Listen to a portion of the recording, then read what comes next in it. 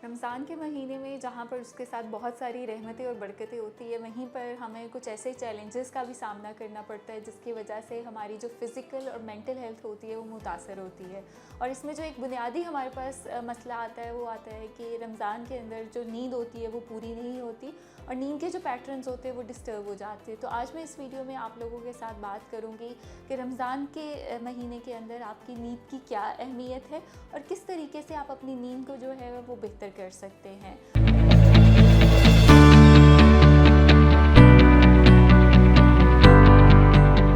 जैसे कि हमें पता है कि रमज़ान के महीने के साथ बहुत सारी रहमतें और बरकतें हमारी ज़िंदगी में आती है।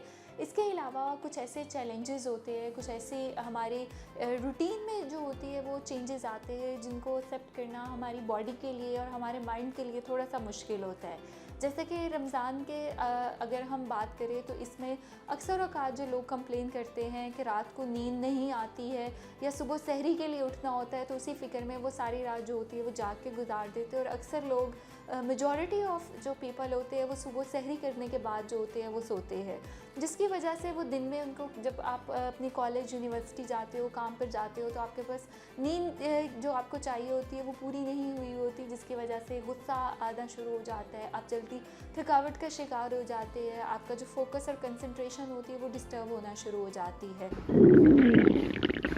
लगता है बाजार के खाने बहुत खाते हो। जी डॉक्टर साहब, मैं ये मेडिसिन प्रिस्क्राइब कर रहा हूँ, वो आप ले लेना। अब कोई भी मसला हो तो मरहम से डॉक्टर की ऑनलाइन कंसल्टेशन बुक करो, क्योंकि डॉक्टर से बात होगी अब घर पर। तो इसलिए रमज़ान के महीने का जो कॉन्सेप्ट होता है उसको अंडरस्टैंड करें कि ये एक महीना आता है जिसमें हमने अपने आप को चेंज करना होता है, अपनी बॉडी को, अपने माइंड को डिटॉक्स करना होता है। तो रोज़ा आपके जो जिस्म की ज़कात होती है, जो आपकी बॉडी के अंदर हमने 11 महीने अनहेल्दी पैटर्न रखा होता है, उसको नॉर्मल करता है, उसको डिटॉक्स करता है। तो वहाँ पर जो नींद होती है वो आपकी बहुत ज़रूरी है। कोशिश किया करें कि इफ्तार के बाद तकरीबन कुछ 4 घंटे की नींद ज़रूर पूरी करें। उसके बाद आप सुबह अपनी सहरी के लिए उठें, अपनी फ़जर की नमाज़ अदा करें और फ़जर के बाद कोशिश करें कि अगर 2 से 3 घंटे की आप नींद जो है वो ले सकें और दिन में आप अपने बाकी कामकाज को रूटीन से कर सकें। तो रमज़ान के महीने में अगर आपकी नींद नहीं पूरी होती और आप स्लीप डिप्राइव होते हैं तो अक्सर लोग जो होते हैं वो बीमार हो जाते हैं, जिसकी वजह से उनके रोज़े भी छूट जाते हैं, उनके अंदर ताकत कम हो जाती है, एनर्जी लेवल ड्रॉप्स हो जाते हैं, चिड़चिड़ापन ज़्यादा आ जाता है, गुस्सा ज़्यादा आना शुरू हो जाता है।